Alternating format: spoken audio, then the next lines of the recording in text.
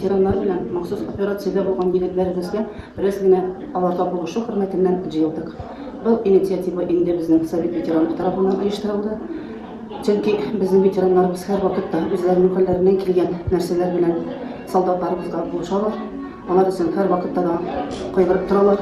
Исән имин әйләнеп кайтсыннар дип, менә инде бүген ситка үргә җыелдык. Монда бик актив ветераннарыбыз килгәннәр.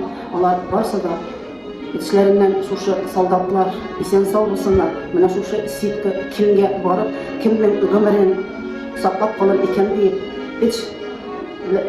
йөрәкләре белән үрәләр.